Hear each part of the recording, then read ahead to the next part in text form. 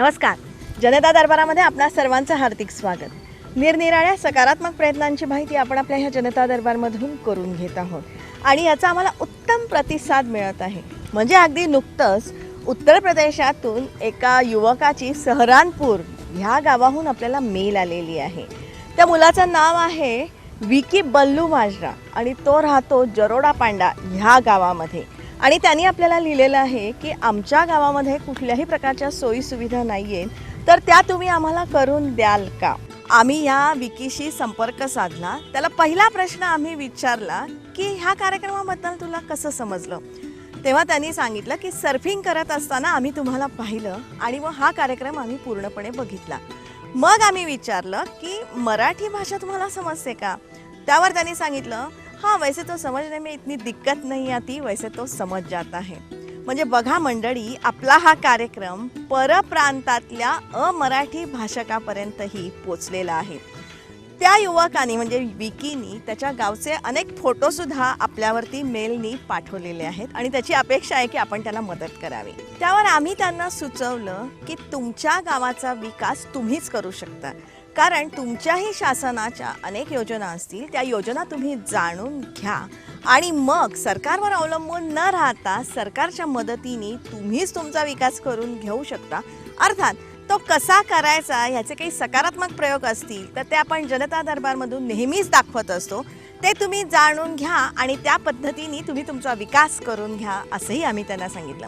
म्हणजेच बघा मंडळी, प्रसार माध्यमांची ताकद किती मोठी आहे आणि याच ताकदीचा उपयोग करून आमचं आपल्याला सगळ्यांना सातत्याने आवाहन असतं की जनता दरबारची प्रेक्षक संख्या वाढायला पाहिजे आणि ही जी माहिती आहे ना ती जास्तीत जास्त लोकांपर्यंत पोचायला पाहिजे. त्यासाठी जास्तीत जास्त संख्येने जनता दरबारमध्ये सामील व्हा. त्यासाठीच तुमचा आमचा सर्वांचा जनता दरबार. जनता दरबारमधला आपला आजचा विषय ही खूप चांगला आहे, इंटरेस्टिंग आहे, तुम्हाला सगळ्यांना आवडेल असाच आहे. आणि सध्याच्या पाणी टंचाईच्या ह्या कालखंडामध्ये शेतकऱ्यांसाठी वरदान ठरेल असाच हा आजचा प्रयोग आहे.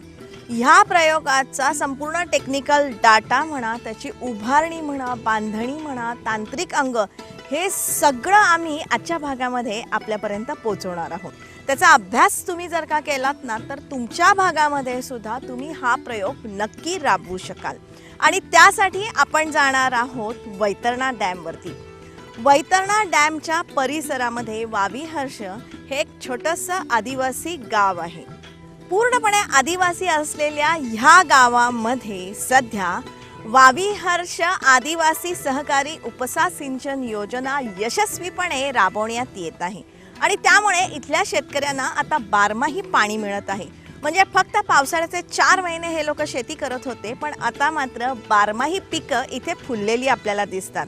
तसं पाहिलं ना तर चित्रीकरणासाठी आम्ही एप्रिल महिन्यामध्ये ह्या भागामध्ये गेलेलो होतो, तरीही इथले भाज्यांचे मळे सुंदर हिरवेगार आम्हाला दिसत होते आणि या साऱ्यामुळे इथल्या आदिवासी बांधवांचं राहणीमान खूप सुधारलेलं आहे. आज वावीहर्षची ही जी कारली आहेत ना, ही कारली थेट युरोपामध्ये एक्सपोर्ट केली जातात. कारले लंडनला सिलेक्ट झाली जागा. तर इतकी कारल्याची जात नाशिक जिल्ह्यातल्या 16 तालुक्यात कारले होतात, फळभाज्या होतात, परंतु अशी कारले कुठंच होत नाही.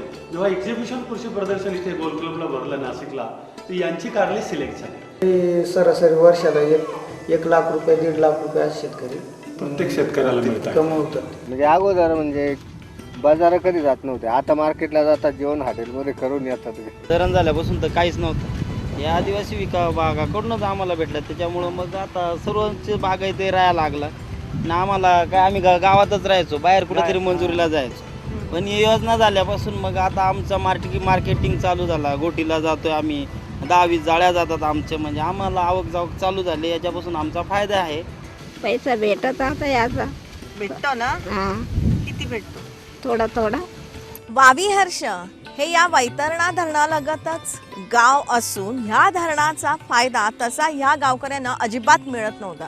म्हणजे अगदी ह्या धरणावरती मजूर म्हणून हे सारे आदिवासी बंधू जात होते. पूर्वी म्हणजे काहीच नव्हतं ना इथं. 4 महिने फक्त पावसाळ्यात काम करायचं, नंतर उन्हाळा आला भात सुंगून ठेवायचं, नाशिकला जायचं कामाला. आम्ही जायचो नाशिक. तर बाहेर म्हणजे कुठंतरी जायचो, नाशिक सातपूर कुठंतरी फुटपाथवर राहायचो, कुठंतरी मोलमजुरी करायचो. कशामुळं तर आपल्याकडे उत्पन्न काय नाही. पावसाळी पावण्यावर काय कधी रोग गेला काय गेला, तर पण आता तो खाण्यापिण्याचा तर म्हणजे एकदम खायला तर सुखीच आहेत सर्वच माणसं. म्हणजेच दुसऱ्याच्या शेतामध्ये किंवा बांधकामावर मजुरीला जाणारे हे सारे आदिवासी बांधव आज मात्र स्वतःच्या शेतामध्ये चढ्या भावानी मजुरी देऊन सुद्धा दुसरे मजूर ठेवण्याची ऐपत ठेवून आहेत. आता आम्ही मजूर बघतोय बाहेरून कोणी येईल का. पण आता म्हणजे मजूर 5-6 पहिली वर्षामध्ये 50 रुपये होती 4 वर्ष आता 200 रुपये मजुरी झाली तरी मिळत नाही मजूर. काय सांगता? नाही मिळत. आम्ही त्याच्यामुळे मग आम्ही स्वतःच करतो. आदिवासी माणसाच्या विकासासाठी वेगवेगळ्या योजना राबवण्याचं काम आपण करतो. त्याच्यातल्या आपण व्यक्तिविकासासाठी योजना आणि सामुदायिक विकासासाठी अशा योजना केल्या आणि म्हणून इतकं मोठं बजेट आहे. यावर्षी तर 4,800 कोटी रुपये हे राज्याच्या आदिवासीसाठी बजेट माननीय उपमुख्यमंत्री अजितदादांनी दिलेलं आहे. माझी आदिवासी बांधवांना नम्र विनंती की याचा पै आपल्या उपयोगासाठी, आपल्या विकासासाठी आपल्याला सगळ्यांना राबवायचं आहे. याच्यासाठी तुमचं सहकार्य शासनाला पूर्ण मिळावं. 2002 साली महाराष्ट्र शासनानं जलनीतीचा अवलंब केला, ज्याद्वारे प्रकल्पांपासून मिळणाऱ्या लाभांवरती प्रकल्पग्रस्तांचा प्रथम हक्क राहील अशी तरतूद करण्यात आली. त्याच अनुषंगाने धरणं बांधल्यानंतर धरणातल्या पाण्याचा जो काय हक्क आहे तो आजूबाजूच्या गावांना मिळण्यासाठी निरनिराळ्या उपसा सिंचन योजना तिथे करण्यात आल्या, ज्या परंपरागत होत्या. पारंपरिक उपसा सिंचन योजनांमध्ये एक संपूर्ण क्षेत्रासाठी 1 किंवा 2 पंप बसवले जातात. इथे आपण तसं न करता, कारण मोठे पंप असले तर एखाद्या शेतकऱ्याने वीज बिल भरलं नाही, पाणीपट्टी भरली नाही तर योजना बंद पडण्याचा धोका असतो आणि महाराष्ट्रात अशा बऱ्याच ठिकाणी घडलेलं आहे. पारंपरिक उपसा सिंचन योजना ज्या असतात ना, त्यामध्ये धरणामधून पाणी उचललं जातं आणि मग ते उंचावरच्या एखाद्या वितरण कुंडामध्ये सोडलं जातं आणि तिथून ते कालव्यांद्वारे शेतीपर्यंत पोहोचवण्यात येतं. मोठ्या योजना गोदावरी नदीवर होत्या, नंतर दारणा डॅमवर होत्या, पण त्या मोठ्या होत्या आणि त्या मोठ्या असल्यामुळे बंद पडल्या. मग त्याच्यातनं काय मार्ग काढता येईल म्हणून हा मार्ग आम्ही इथं पहिला प्रयोग केलेला आहे. या परंपरागत उपसा सिंचन योजनासाठी ना उच्च दाबाचा विद्युत पुरवठा लागतो, उच्च क्षमतेचे विद्युत पंप लागतात आणि पाणीही तितक्या समप्रमाणामध्ये वाटप केलं जातच असं नाही. आणि त्यातूनही जर का एखाद्या शेतकऱ्यांनी हे जर का वीज बिल भरलं नाही ना, तर ही सगळी योजना बंद पडण्याचा धोका असतो. ह्या साऱ्या त्रुटींचा अभ्यास करून वावी हर्ष आदिवासी सहकारी उपसा सिंचन योजना साकारण्यात आलेली आहे. वैतरणा धरणाच्या तीरावरचं वावी हर्ष गाव आहे, आदिवासी गाव आहे. वावी हर्ष गावासाठी ही उपसा सिंचन योजना आपण केलेली आहे. ही जॅकवेल आहे, म्हणजे उद्भव विहीर, धरणामध्ये धरणाच्या बुडीत क्षेत्रात बांधलेली विहीर. प्रथम जी जॅकवेल केले त्या जॅकवेलमधून 20 रायझिंग मेन केल्या, 20 ग्रुप तयार केले, 20 रायझिंग मेन तयार केले आणि 20 रायझिंग मेनचं पाणी आहे या 351 हेक्टरमध्ये 20 ठिकाणी पुरवलं गेलं आणि तिथे डिस्ट्रीब्युशन चंबर बांधले प्रत्येक ठिकाणी 20 ठिकाणी आणि त्या 20 डिस्ट्रीब्युशन चंबरमधून प्रत्येक शेतकऱ्याला पाईपलाईन दिली स्वतंत्रपणे त्याच्या शेतापर्यंत. आता ही जी उपसा सिंचन योजना आहे ना, याची संपूर्ण माहिती त्या ठिकाणी जाऊन आपण बघणार आहोत, जेणेकरून तुमच्या हे सगळं लक्षात येईल आणि तुम्हीही तुमच्या भागामध्ये हा प्रयोग नक्की करू शकता. आता ह्या वैतरणा धरणामध्ये ह्या योजनेसाठी ही एक उद्भव विहीर किंवा जॅकवेल बांधण्यात आलेली आहे. या गावाचं क्षेत्र आहे 371 हेक्टर आणि ह्या क्षेत्राचे 20 गटामध्ये विभागणी करण्यात आलेली आहे आणि मग ह्या 20 गटासाठी 20 सबमर्सिबल विद्युत पंप ह्या जॅकवेलमध्ये बसवण्यात आलेले आहेत. प्रत्येक गटाच्या लाभक्षेत्राच्या प्रमाणात 1 लिटर प्रति सेकंद प्रति हेक्टर या दरानं या पंपातून पाण्याचा विसर्ग होतो. या प्रत्येक गटाच्या प्रत्येक पंपाचं वीज मीटर स्वतंत्र ठेवण्यात आलेलं आहे. तसंच या प्रत्येक गटाची पाईपलाईन आहे ना, ती सुद्धा वेगळी आहे. प्रत्येक गटामध्ये सर्वात उंच ठिकाणी डिलिव्हरी चेंबर म्हणजेच वितरण कुंड बांधण्यात आलेला आहे आणि हा पंप ते वितरण कुंडापर्यंत स्वतंत्र रायझिंग मेन जी PVC पाईपलाईन आहे ती टाकलेली आहे. या योजनेतल्या विद्युत पंपाची क्षमता 65 HP पेक्षा कमी आहे. त्यामुळे उच्च दाबाच्या विद्युत जोडणीपेक्षाही कमी दाबाची विद्युत जोडणी घेता येते आणि त्यामुळे विजेच्या बिलामध्ये 50% बचत त्यांनी साध्य केलेली आहे. या सगळ्या योजनेला 3.25 कोटी खर्च झालेला आहे. 351 हेक्टर. इथून या पंपाद्वारे हे पाणी उचलल्यानंतर त्या गटातल्या डिलिव्हरी चेंबरमध्ये हे पाणी जातं. हे डिलिव्हरी चेंबर त्या गटामध्ये जी उंचावरची जागा आहे ना तिथे हे डिलिव्हरी चेंबर आहे आणि हे पाणी डिलिव्हरी चेंबरमध्ये आल्यानंतर त्या गटातल्या सर्व शेतकऱ्यांना समप्रमाणामध्ये पाण्याचं वाटप करण्यात येतं. आणि त्यासाठीच ही जी डिलिव्हरी चेंबरची ही जी रचना आहे ना ती एकदम मस्त, एकदम हटके आणि आपण सगळ्यांनी ती जाणून घ्यावी, अभ्यास करावी अशीच आहे.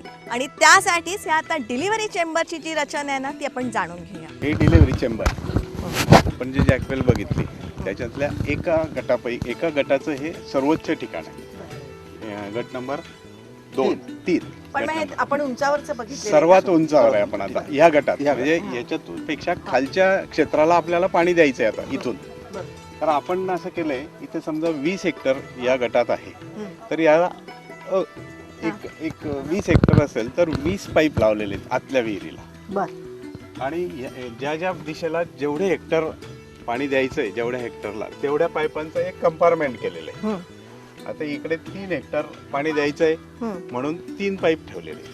या 3 पाईपाचं पाणी कलेक्ट होऊन ह्या पाईपाद्वारे त्या शेताला जाणार आहे. 3 हेक्टरच्या 3 पाईपाचं पाणी ह्या पाईपातनं त्या क्षेत्राला जाणार आहे. त्याच्यामुळे काय होतं की सर्वांना एकाच वेळेस पाणी मिळतं आणि क्षेत्राच्या प्रमाणात पाणी मिळतं. त्याच्यामुळे कोणाची तक्रार राहत नाही आणि ऑपरेटरची गरज भासत. आता या डिलिव्हरी चेंबरची शास्त्रशुद्ध रचना काय आहे ना त्याचा आपण अभ्यास करूया. आता एखाद्या गटाचं लाभक्षेत्र 20 हेक्टर असेल तर या वितरण कुंडाच्या किंवा डिलिव्हरी चेंबरच्या उभ्या भिंतीवरती 90 mm व्यासाचे आणि 30 सेंटीमीटर लांबीचे 20 पाईप समान पातळीवरती बसवण्यात येतात. रायझिंग मेन म्हणजे पाईपलाईनमधून 20 लिटर प्रति सेकंद या वेगानं येणाऱ्या पाण्याची विभागणी इथे आपोआप होते. लाभधारक शेतकऱ्याचं क्षेत्र जर का 3 हेक्टर असेल तर त्याच्या वाटणीला 3 पाईप येतात. त्यातलं पाणी बाहेरच्या कप्प्यात गोळा होतं आणि मग पाईपलाईनद्वारे त्याच्या शेतामध्ये जातं. आणि जर का एखाद्या शेतकऱ्याला त्या क्षणी पाणी नको असेल तर त्याने आपल्या पाईपांना चक्क झाकणं लावून टाकायची आणि मग त्याच्या वाटणीचं जे काय पाणी आहे ना ते इतर शेतकऱ्यांमध्ये पुन्हा एकदा समान पद्धतीने वाटणी केली जाते. तिथे ऊर्जा बचतीपेक्षा आपण जे पाणी येतं एकत्रितरित्या 5 जणांचं पाणी आलं की ते समप्रमाणात ह्याची विभागणी म्हणजे भांडणाचा प्रश्न नाही आणि मॅन्युअली ऑपरेशन नसल्यामुळे ऑपरेटरची गरज नाही अशा रीतीने ते डिझाईन केलं आहे. म्हणजे प्रत्येक शेतकऱ्याला त्याच्या क्षेत्राच्या प्रमाणात बरोबर 2 विहिरी बांधून त्याच्यातनं आपण समजा एखाद्या गटामध्ये 20 हेक्टर क्षेत्र आहे तर आपण मधल्या विहिरीत ज्या विहिरीत रायझिंग मेनचं पाणी येतं त्या विहिरीवर 20 पाईप लावले आणि एखाद्या शेतकऱ्याचं 3 हेक्टर असेल तर 3 पाईपाचं पाणी एकत्र करून त्याला दिलं. एखाद्याचं 5 हेक्टर असेल तर 5 पाईपाचं पाणी एकत्र करून असं केलं. म्हणजे 20ची विभागणी अशी केलेली आहे. त्यामुळे त्यांना क्षेत्राच्या प्रमाणात पाणी मिळतं आणि एकाच वेळेस पाणी मिळतं. याचं बंद करून त्याला मिळालं असं नाही, एकाच वेळेस त्यांना सगळ्यांना पाणी मिळतं. प्रत्येकाचं मीटर सेपरेट आहे. प्रत्येक गटाचं मीटर सेपरेट आहे, मोटर सेपरेट आहे, रायझिंग मेनची पाईपलाईन सेपरेट आहे, डिस्ट्रीब्युशन सेपरेट आहे. या योजनेचे फायदे बघाल ना तर खूप फायदे आहेत. म्हणजे सगळ्यात पहिला फायदा असा आहे की पाण्याचं समप्रमाणामध्ये वाटप होतं. प्रत्येक गटाला स्वतंत्र पाईपलाईन आहे, स्वतंत्र पंप आहे आणि स्वतंत्र मीटर आहे. त्यामुळे ज्याला जसं आवश्यक असेल ना तसं तो पाणी मिळवत असतो. त्याचबरोबर एखाद्याने जरी वीज बिल भरलं नाही एखाद्या गटाने तर त्या गटाचा पाणी पुरवठा फक्त थांबू शकतो, इतर गटांचा पाणी पुरवठा तसाच सुरू राहतो. आणि जेव्हा एखाद्या गटाला पाण्याची आवश्यकता असते ना तेव्हा जॅकवेल मधल्या वॉचमनला ही लोक मोबाईल करतात आणि तो वॉचमन ह्यांचं पाणी सोडतो. म्हणजेच काय, व्यवस्थापनासाठी फक्त एक व्यक्ती पुरेशी असते. आणि मोटर आहे ज्याला गरज पडली जे ग्रुपला तेव्हाच आम्ही सोडतो, असं वायपट पाणी वापरते नाही. आणि तिकडून फोन केला की इकडे एक वॉचमॅन ठेवले आहे, तो मोटर सोडतोय आणि तिकडे एखाद्या शेतकऱ्याला जर पाणी लागलं नाही मग त्याचं पाणी दुसरा शेतकरी घेतोय. आणि असं एक विचारानं आमचे 20 ग्रुप हे चालू आहेत, त्याच्यामध्ये सगळेच म्हणजे कोणी शिकेल नाही. पाणी सोडण्याचं असं आहे की ज्या ग्रुपला आवश्यकता असेल तो इथे फोन करतो, मोबाईलही आहे इथल्या वॉचमनकडे, त्या ग्रुपची मोटर त्यांनी इथनं चालू करायची. असं आम्हाला वाटलं नव्हतं की इकडं पाणी येईल म्हणून, कारण आदिवासी विकास पण ते जावळेराव साहेब, ओरडराव साहेब त्यांनी मनावर धरून आणि पूर्ण आमच्या शेतात पाणी फिरलेलं आहे ना, असं एकही शेतकरी गावातला नाराज नाही. आणि गावातले शेतकरी बारमाही पिकं घ्यायला लागली. भाजीपाल्यासारखी नगदी पिकं घेतल्यामुळे इथल्या आदिवासींचं मायग्रेशन बंद झालं. आणि दुसरी गोष्ट, शासनाने आमचं लाईट बिल 5 वर्षे भरलं. आता आम्ही यंदा बिलं भरले आणि पाणपट्टी स्वतः भरतोय. आणि जे बागायत झाल्यामुळं प्रत्येक शेतकरी आनंद. दुसरीकडे त्यांना मार्केटची माहिती व्हायला लागली. मग ते आता मुंबई आणि घोटी या मार्केटमध्ये आपला बाजार हे पाठवत आहेत, माल पाठवत आहेत. आणि त्यामुळे त्यांचं जीवनमान उंचावलेलं आहे. आदिवासी भागामध्ये आम्हाला 1 रुपया खर्च नाही आला, एवढं शासनानंच करून दिलं आणि आमच्यापर्यंत ती योजना पोहोचवली. शेतकऱ्यांनी कष्ट नाही, आम्हाला कष्ट नाही. आणि पूर्ण म्हणजे जी पाईपलाईन झाली ती 1 नंबरचं सगळंच हे वापरले, डुप्लिकेट असं काहीच नाही. 7 वर्षामध्ये अजून आमचं एक पाईप पण फुटलं नाही काहीच. आता इथे पाणी मिळाल्यामुळे ह्या भागाचं चित्रच पालटून गेलेलं आहे. भाज्यांचे मळे इथे फुललेले आहेत. बारमाही पिकं हे सगळे लोक घेतात. त्यामध्ये अगदी कोबी असेल, फ्लॉवर असेल, वांगी आहे, घेवडा आहे आणि इथली कारली तर थेट युरोपामध्ये निर्यात केली जातात. चांगले कारले मार्केटला जास्त आमची मागणी जास्त राहते मार्केटला, खत कमी असल्यामुळं. आणि आमचे कारलं मोठं राहते चांगलं. तर मुंबईचे जे व्यापारी राहतात आमचे कारले जास्त मागणी त्यांच्यावर. तरी आम्हाला याच्यामध्ये 1 जाळीला 12 किलो तर 1 ट्रेमध्ये बसतात. तर याला आम्हाला 25 ते 30 जाळ्या मिळतात. पण मग याला भाव किती मिळतो? भाव आता जे मार्केटवर आहे आज 350 रुपये जाळी आहे किलोला. नाही 12 किलो ट्रेला. हो. तुम्हाला ही कारली निर्यात करण्याची कल्पना कशी सुचली असा साधा प्रश्न आमच्या मनात आला. त्यावर त्यांनी सांगितलं की आमची कारली आम्ही कृषी प्रदर्शनामध्ये ठेवली होती आणि मग तिथून ती युरोपात गेली. आम्ही एकदा जे कृषी प्रदर्शन होतं नाशिकला, तिकडे ते कृषी अधिकारी म्हणून तुमचे कारले घेऊन येते. तर आम्हाला काय असा भाव मिळेल बाहेर देशात आमची कारली जातील असं काही वाटलं नाही. निरनिराळी पिकं, भाज्या, फळं ह्याबरोबरच ह्या भागामध्ये आता मोगराही फुलतोय आणि दिवसाला 1000 रुपयाचं उत्पन्न देऊन जातोय. असे मग ते लोक लागले सांगायला का मोगरा घ्या, मग 900 रुपयाचे रोप आणले. तर याचं मोगऱ्याचा बाग आहे. आता 260 रुपये किलो जातोय तो. आता तोडून आला एवढ्यात. म्हणजे त्या मोगऱ्यामधून आम्ही आलोय. म्हणजे आज तो मोगरा त्याला रोजचा 2-4 किलो मोगरा निघतो. ही रोजची त्याची चालू झाली बुवा. त्यांनी 100-150 झाडं लावले. किती मिळतं रोजचं? मला म्हणजे जसं आज 2 किलो 3 किलो गेले तरी मग 5 किलो गेले तरी 1000 रुपये रोज पडून जातात. एकेकाळी फक्त पावसाच्या पाण्यावर शेती करणारे हे सारे आदिवासी बांधव आता बारमाही निरनिराळी पिकं घेतात. आंबे, पपया, फणस, चिकू सगळं सर्व रोप लावले हळूहळू. आणि भाज्या कुठल्या कुठल्या? भाज्या, वांगे, कारले सगळेच आहेत. फुलावर, कोबी, टमाटे. काय 10-20 हजार रुपये येतात ते लगेच गोळा करून. आता 20 हजार 10 रुपये MSC आले. किती दिवसाचं आलं? ते 3 महिने. 3 महिन्याचं 10,000. आणि किती लोकांमध्ये येतं? ते 5-6 लोक आहेत, काही 2 आहेत. जसं काही मोटरींवर 4 आहेत, काहींवर 10-12 आहेत. जसे आले म्हणजे त्यांना 10-12 असले तर 10-12 काहीच नाही, 1000 रुपये येतात. म्हणजे काय अडचण येत नाही. आम्ही 8 दिवसाला 5-6 हजार रुपये घेऊन येतो मार्केटवर. भात लावतो, कारल्या लावतो, वांगे लावतो, सगळंच आता करतो. आता ह्या गावची ही योजना इतरही गावांमध्ये पोचलेली आहे. ही योजना सुरू झाली. मी इथून 2 किलोमीटर राहतो टाके देवगावला.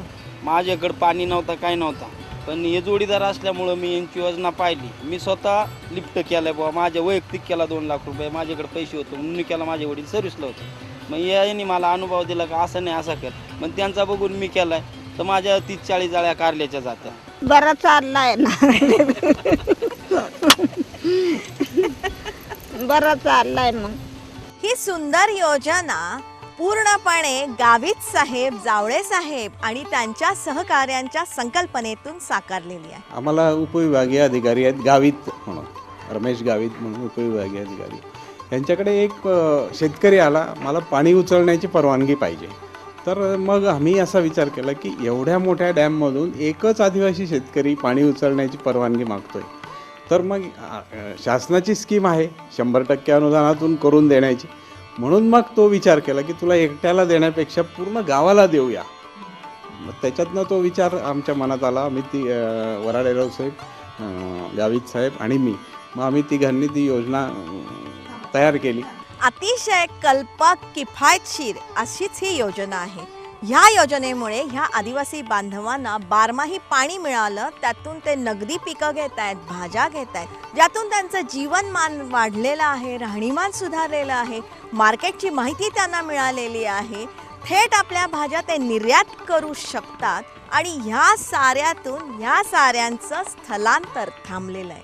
आदिवासी माणूस स्वाभिमानानं तो स्वतःच्या पायावर उभा राहील अशा योजनेद्वारे त्या माणसाला मदत करण्याचं आपलं काम चालू आहे.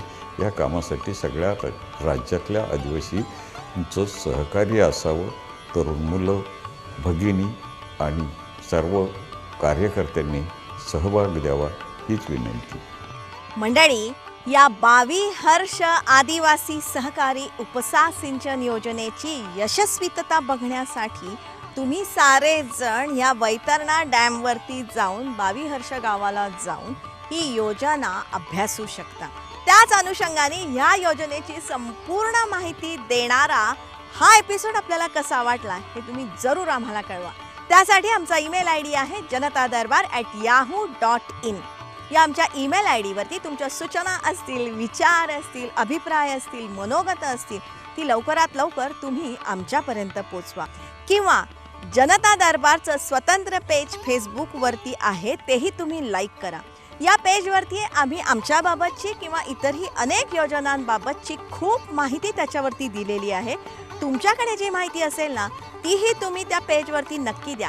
त्या पेजवरती आमचा संपर्क नंबर आहे, आमचा पत्तासुद्धा आम्ही दिलेला आहे. त्याच अनुषंगाने जनता दरबारचा एक स्वतंत्र पॉझिटिव्ह ग्रुप आपण तयार केलेला आहे, तोही तुम्ही लवकरात लवकर जॉईन करा.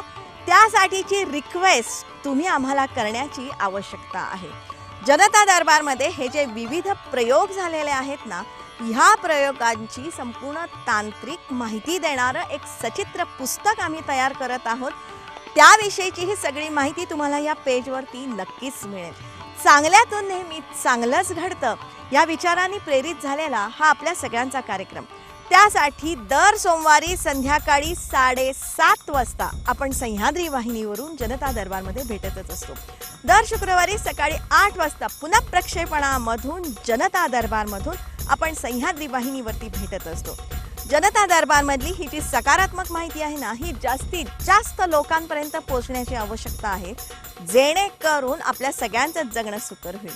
त्यासाठी जास्तीत जास्त संख्येने जनता दरबारमध्ये आपण सामील व्हावं. त्यासाठीच तुमचा, आमचा, सर्वांचा जनता दरबार.